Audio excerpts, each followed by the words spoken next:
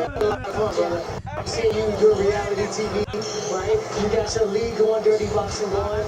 Are you really retired? You know, I think I am. I think I am. I'm a really good agent with the Kava brothers, and these guys keep me busy. I'm constantly on the road, you know, creating my own businesses and endorsing other businesses.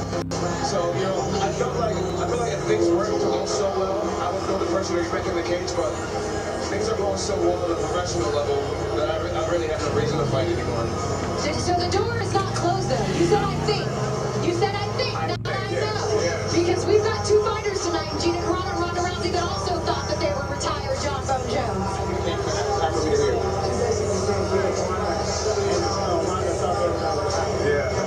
Yeah. Those girls also don't have arthritis. So, I mean, that has slowed me down. Oh, that's pretty dope. Yeah, I mean, I've been a high-level athlete my whole life, and I feel like God was just like, hey, time to slow it down. So now I'm using the lungs that I have in the MMA community to do other things. I'm coaching Gable Stevenson. I think he's going to be the greatest. He is going to be the greatest star that we've ever seen. It's just absolute. I don't get it. And yeah, we're going to have a lot of fun together. Enjoying life as a spectator instead of a fighter in the cage. John Bone Jones, thank you so much for joining us. Okay, that's dope. Continues after this as we get ready for Gina Carano and Ronda Rousey. Okay, catching the sleeves. Hey, that's dope, chat. I got it to where we can see the vertical and the horizontal view. So.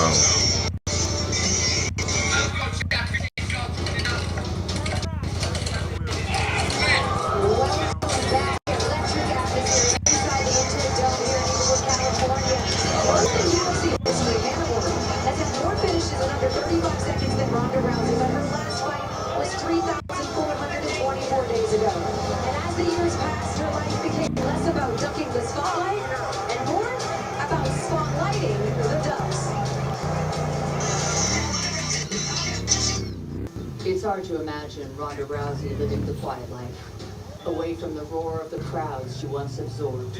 Ducks are dirty, but man, their ends are so good. But here, east of Los Angeles, the former champion has found just that. This isn't all shit, a lot of it's dirt.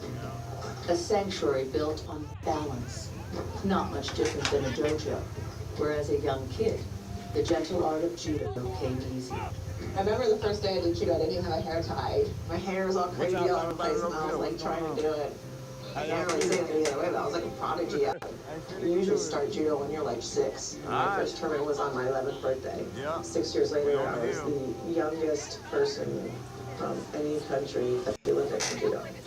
Rousey's meteoric rise in the sport culminated at the 2008 Summer Olympic Games in Beijing, where she won bronze, becoming the first American woman to earn an Olympic medal in judo. We got here Labor Day. But the structured confines of the sport began to feel restricted. Got my guys out here. And with the path to women's MMA now clear, thanks to Gina Carano, Rousey sensed an opportunity. You peak in judo in your mid-20s. And I was already a world Olympic medalist at 21. And maybe I just needed a break from judo. And so when I saw MMA, Hey, yo, what up, bro? I saw Gina Carano do it. I don't know why it didn't pop up on my. They just get to be on the ground. The ones in I know, like, dude, I would fucking kill her. So that's one thing that drew me to MMA is how uninvolved the referees are. So like, give me a year and I'll make it work. So that's right around.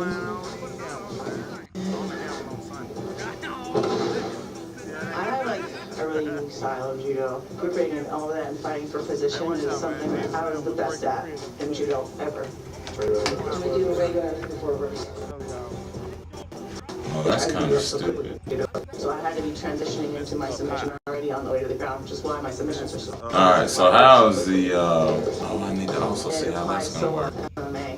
You see my judo in my fighting. MMA allowed me to like finally be free. It like unleashed me in the way that like judo was holding me back. Because where would it go on? Wait, we're back inside the Intuit Dome as we get ready for two more fights here. Of course, Gina Carano and Ronda Rousey, also Nate Diaz and Mike Perry are on the way. Not on the way, already here with us, co-founder of MVP, Jake Paul is joining us. Historic night, and we've already had 3 straight first-round KOs. What do you mean? What do you see so far, Jake?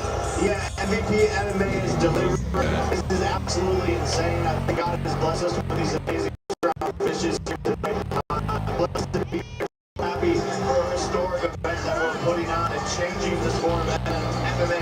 This is it. This is now. This is the moment. I get goosebumps just thinking about being able to help these fighters, giving them another place to go where there's just as much viewership, if not more, and more money for these fighters. So the future is here, and I'm just blessed. I'm getting there. That's pretty dope. Let me ask you a two-parter here if I can. Number one, do you feel like you have put the MMA world on notice with this event? And number two, I'll ask you the same question that I asked Nikisa, which is that one and done? Or are you 100% committed to keeping this thing going? Yeah, I think the MMA world is on notice for sure. We have some of the best talent in the world fighting here tonight. Some viral finishes. Obviously the biggest streaming platform in the world. You know, there's already rumors about the numbers being circulated online, and they're even better and bigger than what we expected. And that's how the MVP team and the MVP brand does it. Shout out to the fighters also for, you know, doing all the promotion, putting in the work. We all made this happen together as a team. And it's just amazing to be a part of it. And this is not the one and done thing that people might think it is. This is the start of something massive. Me and Nikisa are hungry. We're hungry for the fighters. We're hungry to make change. We're hungry to grow this sport and continue to evolve it and give the fighters more pay, the pay that they deserve, the moments that they deserve, and another home where they can become superstars. And that's Audio good, perfect. So That's what I like. That's what I like. The audio being good, that means we're good. Talk about our main event. We've got 2 good main events, but I want to talk about Gina Carano and Ronda That's Rousey. crazy. You can see me adjusting my settings and stuff on there. Now I'm gonna just push it in the studio mode. To be a part of this moment and returning her back to the cage for the first time in a decade. It's definitely surreal. It's a pinch me moment. I'm here with Anderson Silva, John Jones. All of the MMA legends are in the building. I grew up watching these guys, and so to be able to work with them and help them. It's doing it though. It's really competing on there. Like I'm getting all my stuff right. Anything is possible with them. Because now I'm able to Chad. It's pretty dope. Amazing, and you put it very well. You know, earlier in the week, Jake, I do have to ask you about this because earlier in the week we did an interview, and you said you're considering retirement because of the job. There are people in your life who are saying maybe it's time, and then like a day later, you're on the screen saying Canelo 200 million. So I'm like, what's the real and what's not the real here? What are we doing? So when we did our interview, it was before I went to the hospital to do the checkup on my jaw. 2 days later, I go to the hospital, and my doctor says I can spar in 2 to 3 months, and everything is healing perfectly. Okay. So I think. Okay, so now you're leaning back towards. Oh, you're back. Okay. I'm cleared. I'm cleared. 2 to 3 months, I'm cleared to start sparring again. And so I'm gonna do MMA. I'm gonna do an MMA fight for sure. Next up, is that what you want to do? Not next. I'm really just trying to make sure the vertical stuff is good, y'all. List of opponents out there. I'm just gonna get slowly back into training and figure out when I'm gonna make that return. We've got 2 fighters that are pretty familiar with your boxing prowess tonight, that being Nate Diaz and Mike Perry, who are fighting next year. What did you learn about them as fighters after facing them in the ring?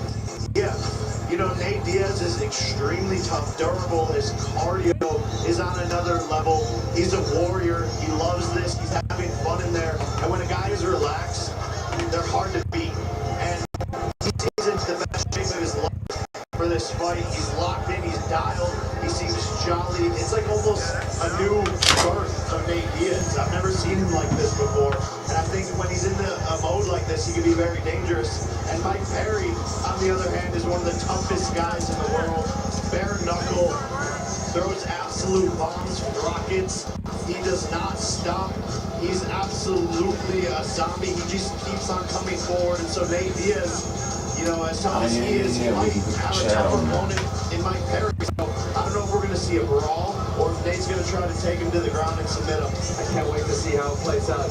Obviously, there's no one watching. Don't worry about it. Just between us friends, who are you leaning towards? You know, that's a great question, and I think I lean towards Nate Diaz. Okay. I think he has a better all-around MMA game. I think if it stays standing, then Mike Perry can stay in the fight for a while. But if I was Nate Diaz, I would want to take it to the ground and try to get into his jiu-jitsu skills. There it is. We have the fan favorites coming up in just a minute as we say thank you so much, Jake Paul. Enjoy your cage side seat. It's nice. You've got like a whole domain where they come and they hug you and they greet you and kiss the ring a little bit. We love that for you. Good life. Yeah, it's a really good life to meet Jake Paul. We appreciate you. Of course, we are anticipating the return of Gina Carano as well. After 17 years away, she's walking back into the spotlight tonight with a chance to add another chapter to a legacy that helped change the sport forever. A true trailblazer, someone who's never taken the easy road and somehow still built history because of it.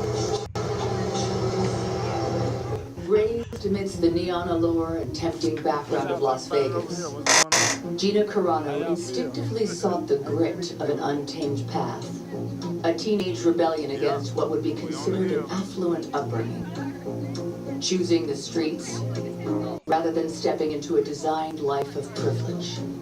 I would never think about having a future. You're supposed to go to law school, you're supposed to, go be a doctor, definitely going to college. I didn't like money being held up from my head. Labor Day weekend, we turned up. Got my guys out here. They turned with it. Second, Hill climbing, mud, all that. We got it. In love forever. We're young, and we're living a life that we lost a lot of. I don't like that. To Oh, there drugs, it goes. alcohol, and murder.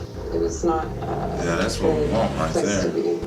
How badly can we destroy our lives? And that's the life we lived in Vegas. 'Cause it And pops Kevin up, but decided not- that he was going to stop drinking and start training Muay Thai. At that time, there was no Muay Thai in America. But why does it not? You couldn't even tell people before Muay Thai. They didn't know what it was. I walked into the gym that he was training at. How do you and this move whole it to time the he came front? to me, Master Chan, my first ever coach, and he's like, "Oh, baby, you're fat. You need to lose weight." And I was like, Hey, watch out, man. Jesus, yeah, that was okay, real. all right, let's start training. Once you start training and learning, it is It's so like it addictive. hides You fall in love with it. I lost 30 pounds, and I had my first fight 6 months later. Success arrived early and often, with wins in her first 7 fights. And as the women's side of MMA began to catch on, Carano established herself as a trailblazer with a legacy as bright as the lights of Las Vegas.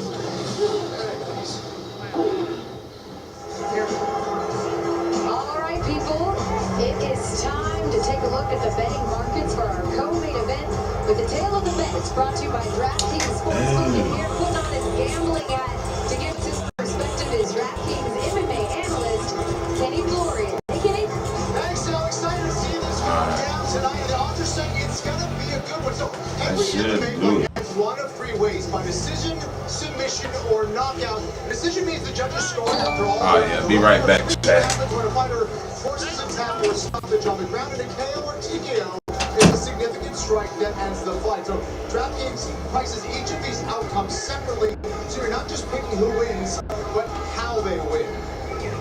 And for me, the Diaz brothers, it's all about respect, and I don't think the odds makers are giving the Diaz brothers respect here.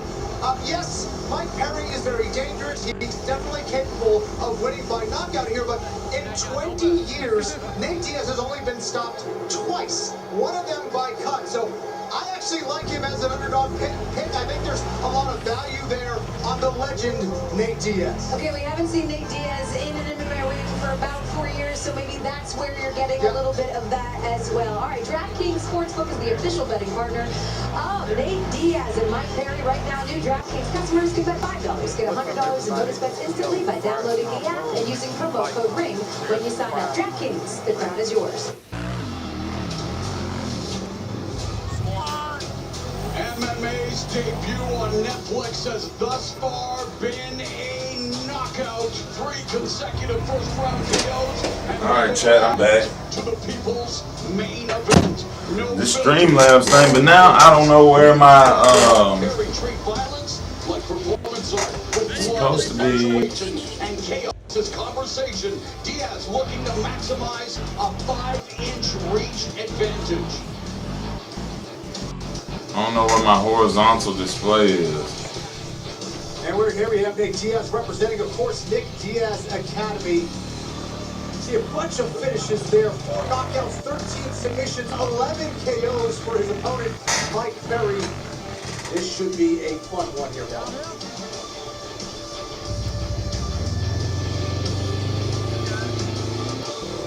Give us the 4-1-1 on the king of violence.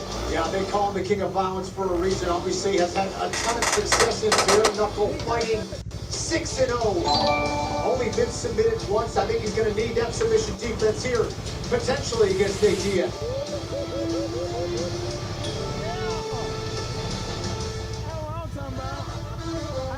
He is still the reigning defending king of violence champion. He is the platinum one, Mike Perry. After everything I've proven, king of violence, the bare knuckle fighting, I'm gonna hit Nate like he's never been hit before. I'm gonna be all over this motherfucker like white on rice. Alright, Chad, it should be.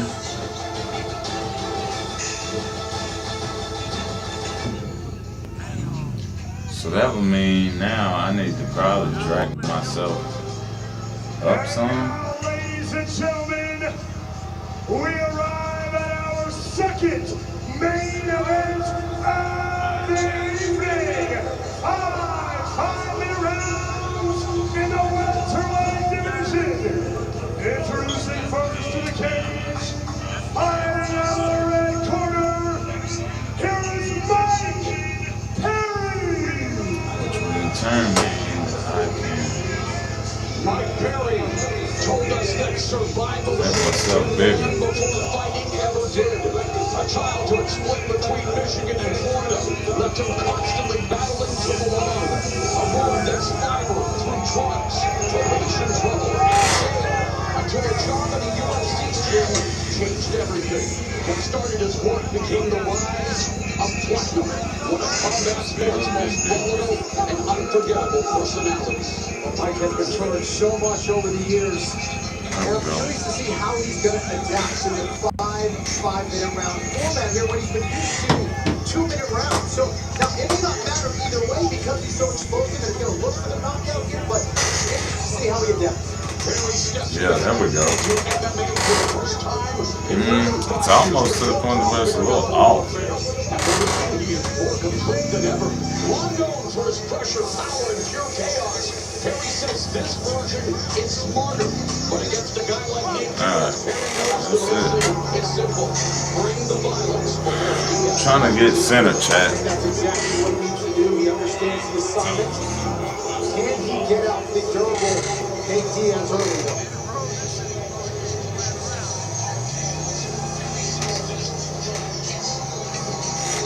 A father of two, looking to make a successful return to MMA. 11 of his 14 wins have come due to his punching power.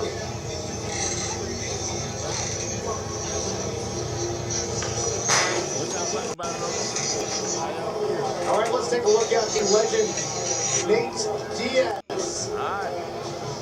Founder of the BMF title. You can look that up if you don't know what BMF means.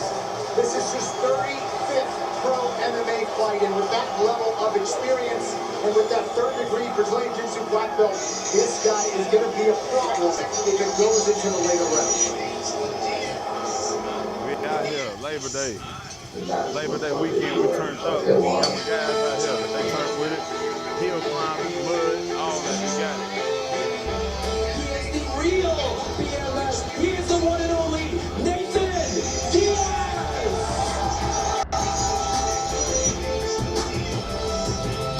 I think I'm better than everybody everywhere. The whole world out here to hunt down and fucking take over, so that's what I'm after. He's leading another guy to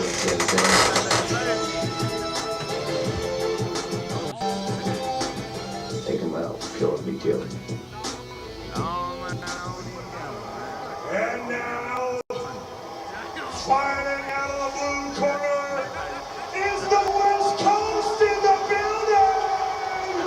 Fernandez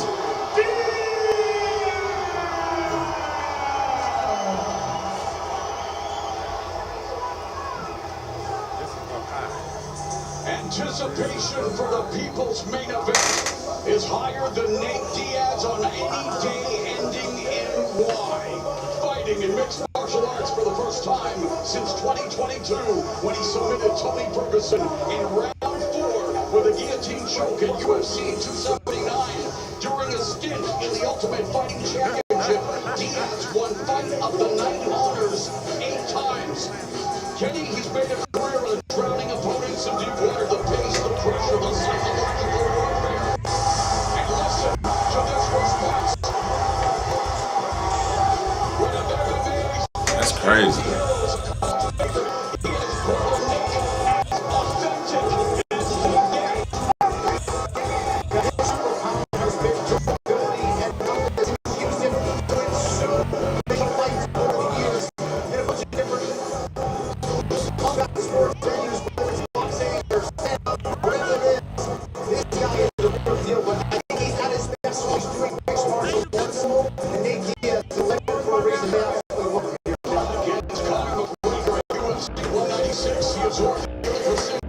He extended the fight into deep